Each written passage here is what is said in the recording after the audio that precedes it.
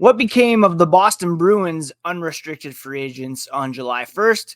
We're going to be joined by Thomas Drance to break down Jake DeBrusk going to the Vancouver Canucks.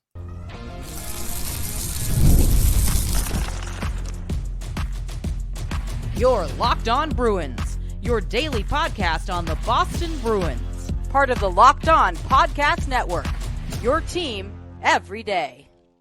What is up, Bruins fans, and welcome back to the Locked On Boston Bruins podcast. I'm your host, Ian McLaren, and this is a daily show where we discuss all things Spoke to Be. Today is Thursday, July 4th. I want to thank you so much for making Locked On Bruins part of your daily routine, free and available on your favorite podcast app and on YouTube, part of the Locked On Podcast Network, your team every day. And today's episode is brought to you by Game Time. Download the Game Time app, create an account, and use code LOCKEDONNHL for $20 off your first purchase. Terms do apply. It is July 4th. Happy America Day to all my friends south of the border. I hope you're having a safe, fun, and joyous Independence Day. The podcast goes on today as I'm up in Canada. It's not a holiday, it's a work day. So we are continuing on with our Boston Bruins offseason coverage, looking at where the Bruins free agents have signed and those who are still yet to find new homes. Before we get started, a quick reminder, you can find the podcast on social media at Locked NHL Bruins. You can find me, my hockey thoughts, dad jokes, at Ian C. McLaren, lifelong Bruins fan, been part of the Locked On family for 5 years. Before that, I worked for 5 years as a news editor at The Score. And later on in the show, I'll be joined by an old colleague from The Score, Thomas Drance, to get the Vancouver perspective on a trio of signings of former Boston Bruins. So yes, the Bruins did add Elias Lindholm, Nikita Zadorov, Max Jones to notable contracts. They've added Joonas Korpisalo and Mark Kastelic via trade. Linus Ullmark obviously going the other way to Ottawa. We talked about the Jacob Lauko trade to the Minnesota Wild with Vinny Lettieri coming in a fourth-round draft pick flip. What about the other unrestricted free agents that the Bruins had to contend with? Well, we say goodbye to defenseman Matt Grzelcyk, who signed a one-year, $2.75 million contract with the Pittsburgh Penguins. Grzelcyk had been a lifelong Bruin. He played very good at times for this team, but did not crack the playoff lineup and had been overtaken. Well, he played 3 games, but had been overtaken in the depth chart by the likes of Parker Witherspoon, Mason Lohrei, Hampus Lindholm on the left side. With the addition of Zadorov, the writing was on the wall that Grzelcyk wasn't going to be coming back. 135 points with the Bruins after being drafted in the 3rd round back in 2012. We wish him all the best in Pittsburgh. Patrick Maroon was here for too short of a time. We came to love him, but he signed a deal with the Chicago Blackhawks for 1 year at $1.3 million. A bit too rich probably for Boston's liking. And Maroon now joins the likes of Taylor Hall, Nick Foligno, and Tyler Bertuzzi as former Bruins now over in Chicago. Now, this is where we come to and again, I would have liked to have signed Maroon, but again, they added Max Jones, Riley Tufte, Kastelic. They've got Johnny Beecher, Justin Brazeau. They want to get faster, and so Maroon not a priority, although he did have quite an impact on this team and the fan base in his limited time in Boston. And we don't want to wish Blackhawks well, but such is life. Farewell, Pat Maroon. Now, the Vancouver Canucks signed 3 Bruins to contracts. First, Derek Forbort signed a 1-year, $1.5 million deal. Danton Heinen got some bag, cashed in on a successful season with the Bruins in 2023-24, signing a 2-year deal with an AAV of $2.25 million. great for him. Again, he came into the Bruins last year on a PTO, didn't have a contract until the season had already started, signed at a very low cap rate. I believe it was under $1 million, and had a great season last year for Boston, and earned himself a little bit of security and a raise from the Vancouver Canucks. And Heinen, again, he played in 74 games for the Bruins last season, 17 goals, 19 assists. Quiet in the playoffs, though, only 1 assist in 8 postseason games. Could have used a bit more scoring out of him to advance past the Panthers, but alas, such is life. Heinen, well-deserved contract with Vancouver. Now, the biggie, of course, is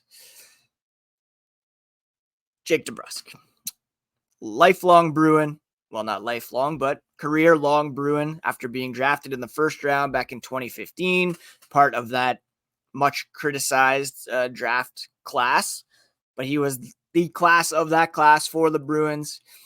He signed a 7-year deal with the Vancouver Canucks worth $5.5 million per season. A great little deal. Well, not even a little deal. A great deal for Jake DeBrusk, who is able to go home. Well, closer to home anyways. He's a native of Alberta. He gets to join a team that went to the second round last year. He's very thankful to be part of the Canucks.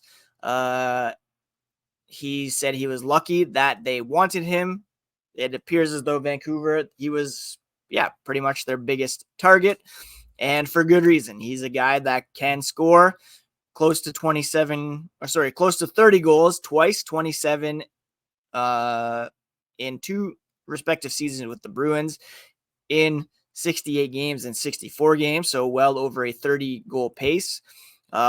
He's a strong two-way forward. He can play both sides, and he's a guy that, the Vancouver Canucks should benefit from having for quite some time. He's only 27, so this will go through his prime years. Hopefully, he doesn't break out and become the player that we anticipated him becoming in Boston, a 30-goal scorer consistently, etc. But we'll talk more about Jake DeBrusk here in a little bit when I'm joined by Thomas Drance. Guys who are yet unsigned include Kevin Shattenkirk, James Van Riemsdyk as unrestricted free agents, and of course Milan Lucic, who his days in the NHL are likely complete.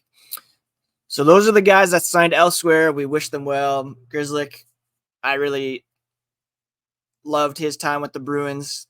Didn't quite live up to the Torrey Krug replacement that we wanted. A lot of criticism for getting injured, which you can't really control. Not really stepping up in the playoffs. But I enjoyed his game. Jake DeBrusk, I'll miss him very much. He was one of my favorite Bruins during his time, despite the trade requests.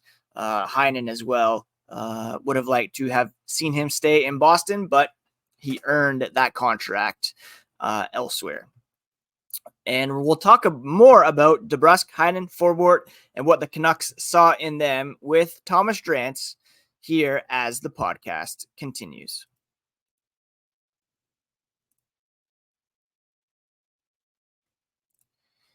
Game time. Hockey is over. Basketball is over. Football, not yet upon us, but baseball is in full swing, and there's no better place to get Major League Baseball tickets than Game Time. Last-minute deals, all-in prices, views from your seat, and the lowest price guarantee. Game Time takes the guesswork out of buying Red Sox tickets or any ticket around Major League Baseball. All you have to do is download the Game Time app, create an account, and use code LOCKEDONNHL for $20 off your first purchase. Terms do apply, but again, create an account, redeem code LOCKEDONNHL for $20 off. I love the views from your seat. You can get a panoramic view so you know exactly what to expect. And they'll credit you 110% of the difference if you find seats in the same section and row for less. Game Time, Last-minute tickets at the lowest price, guaranteed. Use Locked On NHL for $20 off your first purchase.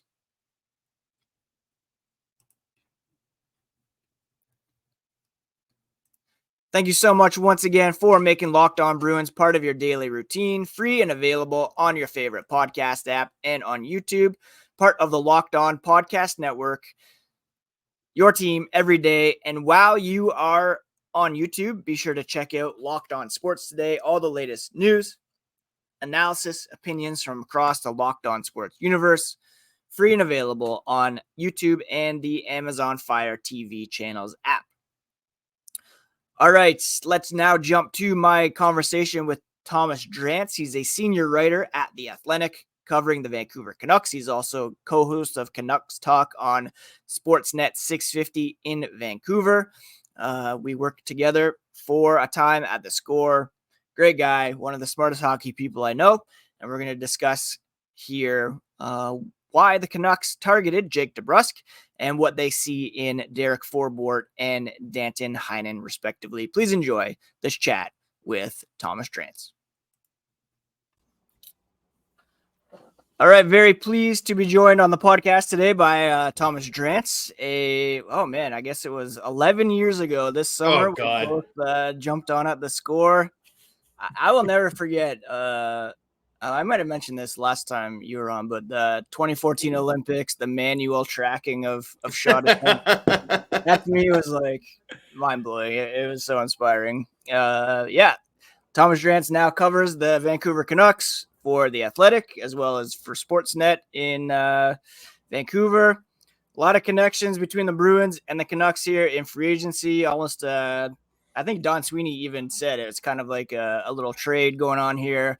We'll touch on the Bruins additions later on, but I wanted to start with the big deal signed by the Canucks, Jake DeBrusk, 7 years, $5.5 million per season.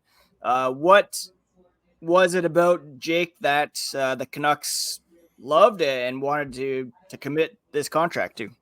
Yeah, so Vancouver was so light on the wings once they got to the pointy end of the season, right? They were able to roll like JT Miller, Elias Pettersson, Elias Lindholm.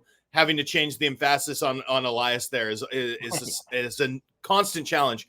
And, you know, that they had this great center depth, and then it was like Ilya Mikheyev on the top line for Game 7 against the Oilers. And, you know, what are they going to do to get back on track here against the Predators? And it's like Sam Lafferty's in the top 6, and their options just weren't robust enough. They had Garland, they had Besser, they had Dakota Joshua, you know, no doubt top 6 forwards, and then they're playing like Pius Suter out of position on left wing, and it works, right? Because some of the players that had been taking those minutes are really bottom 6 guys. And, you know, this team got to a point where they just didn't have enough. Like, they didn't have enough scoring punch on the wings, even if they had like speed and defensive ability and some size that permitted them to play structurally sound hockey. Once you get deep into the playoffs, once you're playing, you know, the best defensive teams, the best two-way clubs in hockey, like we saw this with the Rangers. Think about how dynamic the Rangers were offensively all year, and then how it looked like they, you know, needed like a bounce. They needed a divine intervention. Barclay Goodrow 6 goals in a series type stuff to puncture the Florida Panthers at all. Canucks kind of bumped into that against the Edmonton Oilers, and, you know, with 2 chances to advance to the Western Conference Final, Games 6 and 7 in the second round, they managed 32 total shots, like 32 total shots across 2 games. They scored 3 goals, 2 of which came with 8 minutes to go in a 3-0 Game 7, right? They were already done before their offense cranked back up and sort of made it interesting for a moment. But even then, once they made it 3-2 in that game, they didn't get another shot on goal. So it's like this team just didn't have enough bite. Now, DeBrusk, it sort of emerged despite the Gensel smoke screens coming out of Vancouver over the course that DeBrusk was really their top target. They wanted the youth. They liked the speed, the defensive ability. I think there's a sense that he can play hard, even though I know Bruins fans thought he didn't hit enough. But I think more than the hits, it's the forechecking, right? It's the ability to attack off the rush. And he's certainly a better finisher. And again, I know Bruins fans will say, oh, that finish, it comes and goes. But, you know, his finishing abilities certainly A far cry from what Lafferty and McKayev and company were offering the Canucks last season. So you sort of put that all together, and DeBrusk was their top target. They like the fit with how Rick Tocchet plays. They see him as a complement for either Elias Pettersson or potentially the JT Miller Brock Besser line, which is honestly probably the line he fits better on, given what that line asks of their left wingers, which is playing straight lines, play predictable hockey. Get going off the rush, but also sort of really try to generate below the hash marks. For me, that's almost where DeBrusk fits better, but this team needs more help for Elias Pettersson, period. And so I do think DeBrusk will get the first shot at that. I think he's going to get the first shot to join Besser, Hughes, Miller, and Pettersson on power play 1, too, which is a pretty nice assignment. Yeah. Probably be asked to play the bumper there, in the middle, sort of Bo Horvat's old spot. I think that'll be a bit of a stretch, right? Locally, anyway, there's been some comparisons between this is the Canucks version of the Zach Hyman trade, and it's maybe, but the thing with Hyman is we already knew the Oilers' power play was elite. Right. We already knew what it looked like with Alex Chason as a big right-handed guy, at the net front. We also already knew that Zach Hyman was an elite net front guy, so it was that fit required a little less projection in my mind than the DeBrusk one, where it's they are going to be putting him in a somewhat uncomfortable spot, asking him to be great from day one. It's something that, he didn't get a shot to do at length because, well, that was where Patrice Bergeron lived. Right. So, so we'll sort of see how it all works out here. I certainly can see the fit with how Rick Tocchet wants to play. I certainly like the player in terms of the talent level there. And I do think he'll get, a more consistent plum offensive opportunities in Vancouver than he did, especially the last 3 years. He was pretty much glued into Boston's top 6 and his form rebounded, but certainly than he had in that middle part of his career where his usage would vacillate pretty wildly. Right. Yeah. Yeah. Attention fantasy owners on that one. That could be a sleeper pick there if you get all those plum assignments. It's hilarious hearing you talk about Vancouver's situation and what they needed to add based on what they lacked. Because even with DeBrusk and Heinen, who we'll talk about, the Bruins still lacked that winger scoring ability as well. And both of those guys were in their top 6. Now they've both moved on. The Bruins could still use both of those guys within their current lineup.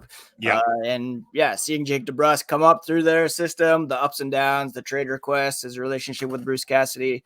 I know a lot of Bruins fans are sad to see him go, but happy to see him land closer to home, which we know he values. And Rick Tocchet, should be a good influence on him for sure. Talk about Danton, Heinen, and Derek Forbort, those kind of depth additions. Nice to see Heinen get some security, a bit of a raise as well after coming into camp last year without a contract. Where do you see them fitting in and how can they impact the Canucks?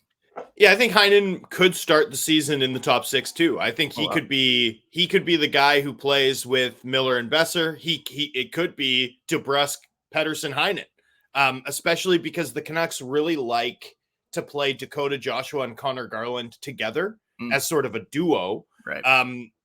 Because of that factor, it's either they play with Pettersson, which they never did last season, or with Miller, which I think the Canucks would be deeply reluctant to separate Miller and Besser for any long stretch of time. Right. Or that's your third line driver and they'll play with Pius Suter or Teddy Bluger. And then Heinen's going to be in the top 6. Or I suppose there's a world where if Joshua and Garland bump up the lineup the way they did in the playoffs, where they were centered mostly by Elias Lindholm, you could, I guess, see a Heinen, Höglander, Pius Suter third line or something like that. So various permutations here, but Heinen could play on any of the first, second, or third lines, which is kind of his description, right? I mean, the mystery of Danton Heinen for me is, he had this backdiving deal, a second contract with the Anaheim Ducks that carried this huge valuation in the final year of the contract, was never going to be tendered at that valuation, not by a team like Anaheim, not during the flat cap era.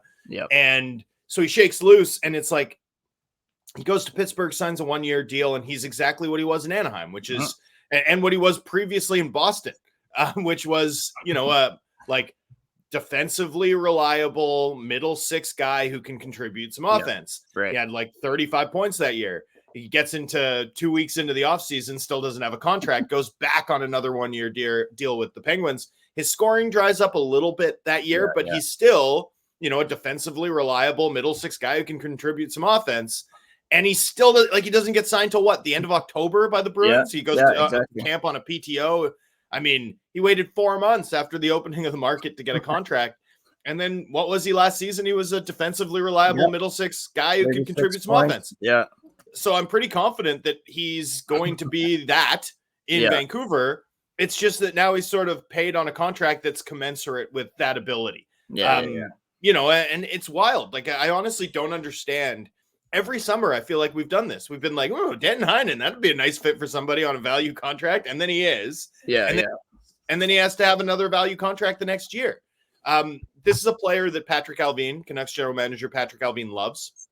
I think the Canucks considered sort of jumping in there in the fall last year. But at the time, the Canucks still had like Beauvillier and Kuzmenko, and they had nothing but wings. It was a team of all wings, like a bar that only serves wings. Like that's what they were, but on the ice. And so it wasn't something that fit for them then. Right. But they weren't going to miss sort of their third shot, right? Because they almost traded Jake Virtanen for him in 2021. That didn't happen. They definitely considered strongly going after him in the fall of last year. Didn't happen. Third time's a charm as Danton Heinen lands closer to home. Of course, he hails from the Valley, and I think we all know what he is. It's just that he hasn't had the predictability contractually that sort of comes with what's been a pretty consistent track record of like solid, useful depth play, and not depth like fourth line depth, like middle six depth play over the past 4 or 5 years of his career. Mm-hmm. And Forbort, just kind of a depth option on the blue line. Not too many Bruins fans sad to see him go. I mean, he was a fan favorite. He had a nice dog everybody loved. But in terms of his contributions, penalty kill, some physicality, kind of maybe like a seventh option on the blue line, or is he going to fit in the top six? Oh, definitely not a seventh option. He'll be an everyday third pair guy. No question about it. Now, the Canucks view him as a 1-for-1 replacement for Ian Cole, but I guess with somewhat less ability to play the right side. And I think he's not as like calm and smooth a puck mover as Ian Cole was, but he's bigger and I think probably a better penalty killer. He really excels in that area. He's a very staunch defensive presence. Canucks value that. They value size. This is a team that plays like a very specific way in terms of how they leverage defenders' size, both in zone, but also in the neutral zone with, forwards like hurting defenders toward big bodies in a neutral zone wedge, aggressive squeezes. I think they just like the fit and they like the price point, right? Forbort is here as a 1-for-1 replacement for Ian Cole, who left to Utah and got paid more than twice as much on a 1 year contract. Now, the Bruins free agent acquisitions, obviously, Lindholm, Zadorov, they were in Vancouver for, long enough to get a sense of what they're all about. I think the Bruins made it pretty clear that they had been chasing Lindholm for a couple of years. Sweetie said they had even been watching him since his draft year. They see him as, a Bergeron light, perhaps. My biggest question is, from what happened in the regular season with Vancouver, was that just kind of a transition period? He popped in the playoffs a little bit. But the 7 years, his valuation, do you think that contract basically will age well? Or is it a bit too long, a bit too rich for what he can bring? I mean, all contracts on July 1 are a bit too long, a bit too rich, right? I think you'd say the same about DeBrusk, I'm sure, right? Probably. So I'm not worried about Lindholm's performance down the stretch of the regular season. They sort of brought him in. He was playing the wing. It wasn't really working. He's just not a winger. And then they started with about 6 weeks left before the end of the season. They started to kind of experiment with different lineup combinations and kind of audition guys. So he ended up on this third line with like Mikheyev and then one of Arshdeep Bains or Vasily Podkolzin or like literally an AHL call-up who they were just kind of trying to get some reps and see what they had from potential depth options ahead of the playoffs. That was a bad spot to put a guy who hadn't fit in yet already. Right. And it kind of snowballed and then he got hurt. Right. So, you know, I don't look at the regular season as indicative of who he is, but I also wouldn't look at his playoff production as being indicative of who he is, right? There's a lot of like 6-on-5, you know, assists, or, you know, in game 1, he beat UC Saros blocker side with like a pretty soft unscreened wrist shot goal. Like there's, you know, a bunch of deflections in there. Yeah. You know, so I wouldn't look at the production in the regular season as being the full story. And I wouldn't look at the production in the playoffs as being the full story either. Yeah. The truth is probably somewhere in between. Here's what I think about where Lindholm's at.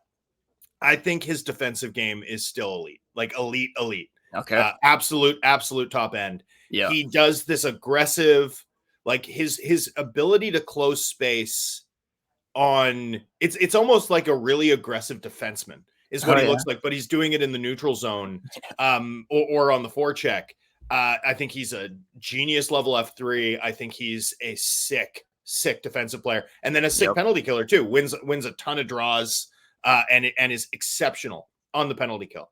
I think working with the puck is problematic for him at this point. Like I don't know what it is. I don't know if I don't know if like, cause he didn't necessarily look like this, you know, throughout most of his late 20s, but I wonder if there's some, like, you know, you get like a step slower and sort of your ability to protect the puck sort of changes. And it's like your brain hasn't caught up to your new reality. Like, I don't know if it's something like that or what, but offensively, I do think he's limited in terms of contributing to the buildup as like a puck carrier and playmaker. That said, I think if you play him with puck dominant players, I think he's really good at getting into space, and I think he's got an excellent release. So like once they put him with Connor Garland, some of the production came back because you had a puck dominant guy,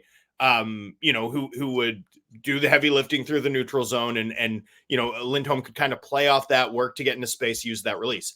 I love the fit for him in Boston, given my concerns with his offensive game, because whether you play him with Marchand or whether you play him with Pasternak or whether you play him with both, he's got puck dominant wingers to play off of. And that's where I think he's best used. So when you sort of combine their need for a defensive driver in Boston with, you know, the specific way that his offensive value translates or comes out, or how he's best used at this point, especially if you're playing him up the lineup, I don't think you could find or engineer a better landing spot for him than where he's sort of landed here. I think it's going to be a better fit. Like, I think there's a real shot in the hallowed tradition of the Bruins getting away with it, despite what it looks like on paper. Right. I think this might be one where, even though I have some concerns about his offensive game at this stage of his career, I think he may have landed in a spot where it'll look just fine. Okay. That's encouraging. And with Zadorov, he's already kind of endeared himself to Bruins fans by saying, never call me Big Z. There's no level of preparation I can give you for the Nikita Zadorov experience. Like, he's the best. He's the best. He's one of my favorite guys to watch play hockey in the entire NHL. Oh, wow. Like, period. This guy, like, if you don't like a 6'6" guy who shoots hard, mashes people, right, and takes occasionally insane chances with the puck that tend to work, right, like like if you don't like a fast, big-bodied, mean guy who shows up dressed to the nines, you know, throws his weight around and does like 4 or 5 hilarious things in the game, and then has the best quote after it. Like, if you're not here for that, what are you here for? You don't even like hockey. You don't even like hockey. I'm here for Nikita Zadorov in every single possible respect. Nice. I liked covering him. I love watching him play. Watching him play. Just from a pure entertainment value perspective, I don't know if he's like a top 4 guy. Even. Like, I'm not even sure he's a second pair guy. I think he probably can be. I think he probably can be, especially in a Boston system, which once again, they're always getting away with it. Right. Seems to elevate everybody. There's certainly some interesting options, right? Like does he play with a Loret and he's got some puck moving heft with him? Does he play with McAvoy? Does he play that high up the lineup? Does he play with Carlo and it's just blanket, like all limbs and size on the ice at any moment? No one able to get even within breathing distance of the front of the net. I don't hate that necessarily, especially because Zadorov has some secondary puck moving juice. I'm not even worried about the term on the deal, because when you think about these massive human beings, right? Like you think about the defenders or the players that have, gotten washed or fallen off, in their 30s or whatever, especially in their early 30s. Like, how many of them are 6'5", 6'6"? Like the 6'6" guys. Chara is obviously the name that will come to mind for your audience, but Tyler Myers in Vancouver just had a career year at the age of 34. Hal Gill was around forever, right? Like the thing about some of these really big guys is, if you're a smaller guy, you might lose a step, right? But if you're a taller guy, you'll never be small, right? Like you're never going to lose what makes you effective. So I actually like the term. I'm not worried about the term on Zadorov at all. At all. I really think betting on him with term made sense. The question, I think, is, he's played 600 games in the NHL as a 4-5 defenseman. At the age of 29, how probable is it that he's become more than that? Because a $5 million valuation really is 2-3 defenseman territory. So that's sort of the swing. But if you're going to overpay a guy, like, I don't know, I love to overpay the like really charismatic guy who brings unique physical value and is super fun to watch. And seems to have some like genuine leadership abilities, like the old, I think it was John Adams quote about George Washington, right? Like he was so tall that he was going to end up leading something, right? Like Zadorov's got kind of that gravitas. And this is a guy who criticized Putin's war on the Ukraine and can't go home to Russia, right? Like there's nothing about this guy that isn't badass, right? Badass. So I don't know. I don't know if I'm doing a good enough job in my market, making a big enough deal about Zadorov's departure. Honestly, he's one of my favorite players to watch play hockey, period. I think he was a huge part of this Canucks team. This team, like, they got as far as they did this season in part because they had real guts. And in the playoffs, it felt like, Zadorov was a huge part of that, like a massive part of some of the swagger that the Canucks had. So, I think you combine that classic don't poke the bear Boston ethos with who Zadorov is naturally. And, again, is Zadorov as good as his contract? I don't know. Is Zadorov a perfect fit in Boston? Oh, yeah. They're going to love him. And you talk about the contract, is where he's valued. You have the young guy in Mace who can, maybe play with McAvoy. He's making less than $1 million on his entry-level deal. So you can still, I assume there's going to be a lot of movement up and down in the lineup based on matchups and stuff like that. But just based on his early impressions, he's already a fan favorite, and it's great to hear that endorsement as well. Can we talk about Loret, by the way? Yeah, let's please. I just he's another one of my favorite players. Already the Bruins blue line. Well, my thing with him though is 90% of the time he does amazing stuff on the ice, and I'm like, my God, this guy's a monster. And then 10% of the time, I feel like he either gets hit or falls in a way that seems like wildly cartoonish and makes me immediately concerned for his health. You know what I mean? And it's like, there's no in between. It's like, have you watched the Washington Commanders of the NFL have a new quarterback, a guy named Jaden Daniels? Have you watched Jaden Daniels highlights? A little bit, yeah. It's got some of the same, like, it's like, I'm either like, oh my God, or I'm like, wow, that guy just died out there. Like, he literally looks like Wile E. Coyote, sort of running off a cliff and then not noticing it. So anyway, Loret's, between Loret and Zadorov, the Bruins are going to have a lot of my favorite Game Center Live guys to watch. This season. Very cool. Well, Drance, I can't thank you enough for taking some time to chat. Always a pleasure. Next time you're in Toronto, hit me up. We'll grab a beverage. One of the smartest hockey people I know. Always insightful and entertaining. Where can people find your Canucks coverage and keep up on DeBrusk and Heinen? Yeah, I'm covering everything at the Athletic.